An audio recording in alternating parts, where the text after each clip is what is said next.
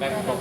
হ্যাঁ, ব্যাককক হচ্ছে এটা হচ্ছে দেখো এখানে গ্যাপ থাকে, এখানে ইন্টেস্টাইন আমরা অ্যাপেন্ডিক্স ধরতে পারি, অ্যাপেন্ডিক্স ধরে আমরা বের করি অথবা বাউলও ধরা যায়। এটা কি নাম স্যার? ব্যাককক।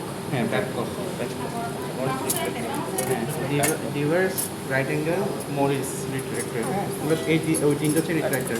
এটা রাইট অ্যাঙ্গেল রিফ্লেক্টর। হ্যাঁ, হ্যাঁ। আর ওটা মরিস ম্যাডাম যেটা এটা ডিভার্স। ডিভার্স। এটা নিডল হোল্ডার। নিডল হোল্ডার কেমনে বুঝলাম?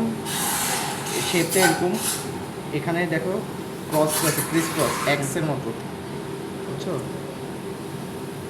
এক্সের মতো ক্রস, বুঝছো? মশারির মতো, মশারির মতো। Needle holder. হ্যাঁ হ্যাঁ, এটাতে নিডল হোল্ডার নেই। এখানে হচ্ছে আমাদের দুইটা সিজার আছে, কার্ভ সিজার। এটা হচ্ছে ফাইন সিজার, এটা রাফ সিজার। হ্যাঁ, রাফ সিজার দিয়ে আমরা মানে রাফ জিনিস কাটতে পারি, এটা অনেক শার্প হয়। ফাইন সিজার শার্প হয় আর কি। আচ্ছা আচ্ছা। হ্যাঁ, আর হচ্ছে যে কি এটা হচ্ছে fine curve scissor, fine straight সিজারও আছে, হ্যাঁ। বুঝছো? সোজা থাকলে স্ট্রেট সিজার। এটা কি কোন সিজার? এটা রাফ সিজার। Rough caesar. আচ্ছা, ওইটা ফাইন। হ্যাঁ, এগুলো হচ্ছে আর্টারি। আটারি করছে। হ্যাঁ, আর্টারি ফোর্সে আর্টারি স্মল, মিডিয়াম, লার্জ আছে। হ্যাঁ। আর সবচেয়ে ছোটো যেটা ওটাকে মসকিটো বলে, বুঝছো? মসকিটো। আর্টারি ফোর্সে মানে আর্টারিকে ধরে, ফোর্সে হচ্ছে যে জিনিসটা দিয়ে আমরা ধরতে পারি, গ্রিপ করতে পারি। হ্যাঁ, এটা আর্টারি ফোর্সে। তো আর্টারি থেকে ব্লিডিং হলে তখন আমরা এটা দিয়ে ক্ল্যাম্প করে দিই, বুঝছো? আর এইগুলাতে হচ্ছে যে কি তিনটা লক থাকে। হ্যাঁ। এই নিয়ম হচ্ছে যে কি তুমি একটা লাগাবা, হ্যাঁ। ওকে? আর যখন খুলবা এটাকে নিচের দিকে ফেলবা, ওপেন হয়ে যাবে। এখন দেখো আমি যদি এভাবে টানি, এটা খুলবে না, খুলবে না। এটাকে একটু পিছন দিকে ইয়ে করতে হবে, বাকি করে অ্যাঙ্গুল করে খুলতে হবে, ওকে? তো আমি এভাবে লাগা দিব, লক থাকবে। নিয়ম হচ্ছে যে কি একটা লক ইউজ করা, বুঝছো? একসাথে তিনটা লক না।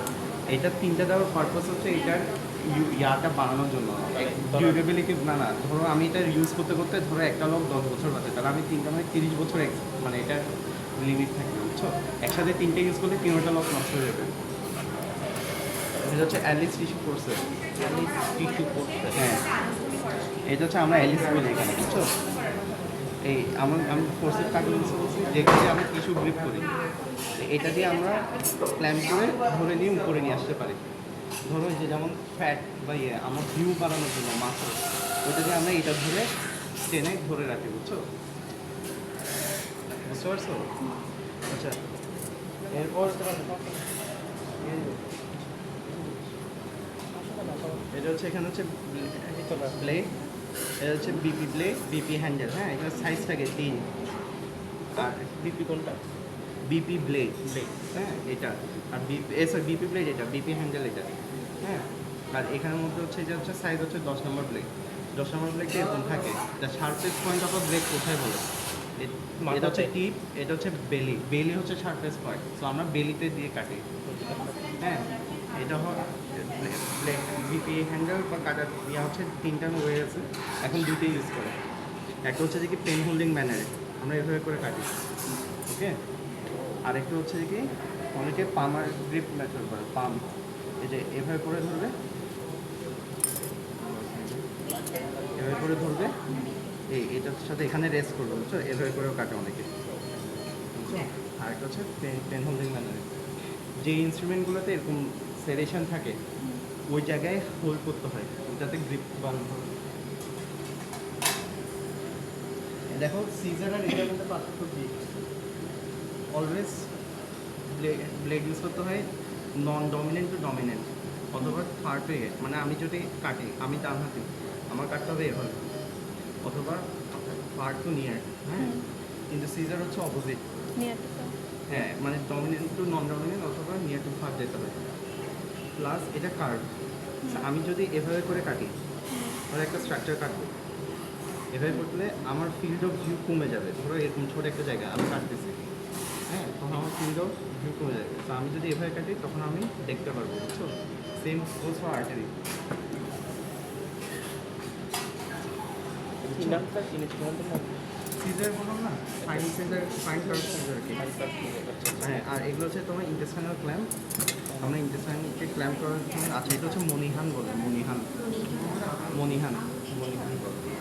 এইটা হচ্ছে আমরা, এই দেখো এইটাও সেলেশন থাকে, ওকে? গ্রিপ করে আমরা লক করতে পারি, কোনো কার্ভ স্ট্রাকচার দিয়ে করতে পারি। ইনস্ট্রুমেন্ট সবসময় এভাবে করে লক করে উল্টা রাখতে হয়, এভাবে করে, এটাকে সুইচ অফ পজিশন হবে যে এরকম করে এভাবে থাকবে, এভাবে না। স্যার কেন রাখতে হবে? হ্যাঁ এভাবে কেন রাখতে হয়? এটা রুল আর কি, মানে হচ্ছে কি তুমি একটা হচ্ছে কি এভাবে লক করে রাখতে হয়, কারণ ধরো এভাবে খোলা আছে, আমি ধরো কিছু বিল করতে জানি, এভাবে করে দিলে এটা ইনজুরি হতে পারে, বুঝছো? আর হচ্ছে ব্লেড সব সময় ইয়াতে কিডনিতে বা ইয়েতে দিতে হবে, বুঝছো? আর এরপর হচ্ছে এগুলোকে বলে কম্বাইন বলে অথবা প্যাক বলে। এটা হচ্ছে নাকি তোমার ইয়া, এটা হচ্ছে নাকি মগ, এরপর হচ্ছে নাকি এগুলো হচ্ছে গজ।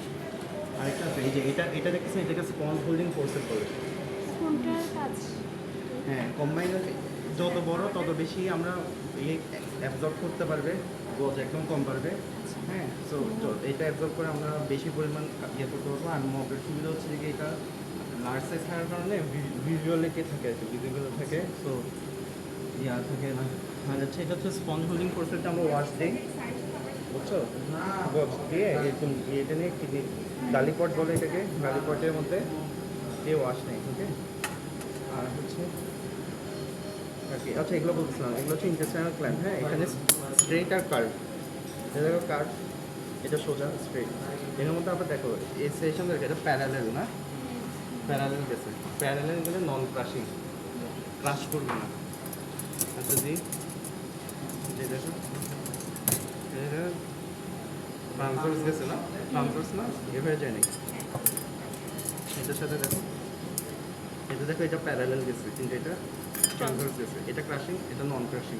প্যারালেল গেলে নন ক্রাশিং, বুঝছো? প্যারালাল ট্রান্সফার নন ক্রাশিং, ক্রাশ করবে না, করে দাও, বুঝছো? হ্যাঁ, আর এখন এগুলো হচ্ছে যে তোমার হ্যাঁ suture material, suture material, suture মেটেরিয়ালের মধ্যে দেখে এখানে লেখা থাকে, সাইজ লেখা থাকে 20, 10, 20, 10 পর্যন্ত আছে, বুঝছো? আর এইদিকে 1 পর্যন্ত আছে। 20 মানে 0.01, মানে দুইটা জিরো, 20 মানে দুইটা জিরো, 30 মানে তিনটা জিরো, মানে 0.001, বুঝছো? এরকম, বুঝছো? সো 0.1 মানে কি 10 অথবা এটাকে জিরো বলে, বিক্রির জিরো অথবা 10কে জিরো বলে, বুঝছো? মানে তোমার জিরো একটা থাকা মানে কি 10 না? হ্যাঁ তো যদি স্যাররা বলে যে কি তুমি আমাকে বিক্রির জিরো দাও অথবা 10 দাও, একই জিনিসই দিবা, বুঝছো? মানে ওইটাতে জিরো লেখা থাকবে।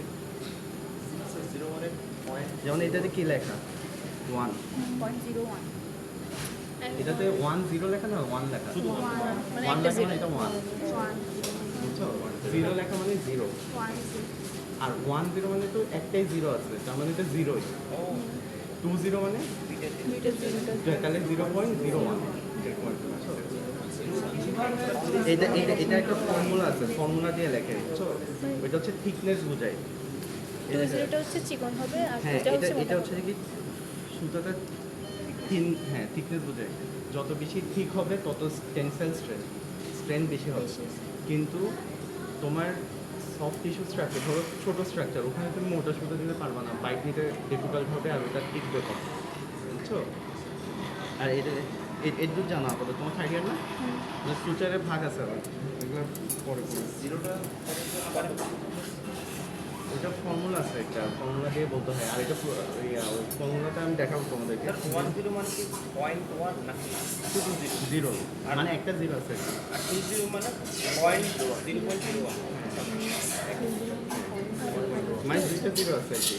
20 মানে সুতোটা চিকন আর 2 মানে হচ্ছে যত মোটা। নাম্বার বলবে 30 মানে আরও চিকন, 40 আরও কম, 50 আরও কম। হ্যাঁ, তো নিয়ম হচ্ছে যে আমরা এখানে ম্যাক্সিমাম সময় 22 দিলে 20 দিয়েছি, আর হচ্ছে যে তোমার স্কিন ক্লোজ করে আমরা 0 দিই অথবা 1 এরকম দিই, স্যার নিডেলের সাথে ওই সুতাটা নিডেলও বড় হতে থাকবে, সুতাও ছোটো মোটা হলে নিডেলও মোটা হতে বড় হবে, বুঝছো? একটু কিডনি ট্রে, আর এগুলো হচ্ছে কম্বাইন, এগুলো হচ্ছে গজ, এগুলো বলছি, এগুলো হচ্ছে যে কি তোমার Wrapping. র্যাপিং এই দাদু দাদু কই পার্সেন্টেজ দিয়ে